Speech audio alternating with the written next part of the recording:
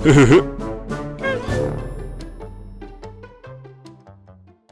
په ګېډه دې درد دی؟ هو ډاکټر صاحب. د سړي په ګېډه چې درد شي بیا مې دمر پسې درد کوي. نو له معدې سره خو سردرد هم وي، د سردرد دوا به هم ورته ولیکي. والکه ته یو څو ګامه واخله. نه کېږي ډاکټر صاحب، نس مې درد کوي کنه. نو چې ګام نشه اچولی حتما پښې هم درد کوي. ها واخله، کله دې چې دوا واخیستله بېرته یې راوړه چې ویې ګورم. اوهو ډاکټر صاحب، تا خو یوه کتابچه ډکه کړې ده، دومره ډېر درمل. اوهو، نو دا په دې معنی چې ته له ما نه ډېر پوهېږې ها؟ ښایي زما نسخه راکوه چې خپله دې ځان ته یوه نسخه ولیکه. وبښئ ډاکټر صاحب، ګستاخي معاف کړئ. ځه ورک شه.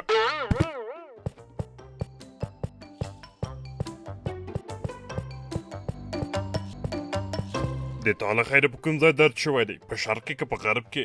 د داخله امراض نایابه ډاکټر خادم قلندر دې په خدمت کې دی. اوهو، تا ته مې وویل ته قلندر یې؟ تنها قلندر نه، د داخله امراض نایابه ډاکټر هم یم. زه دې وپېژندلم.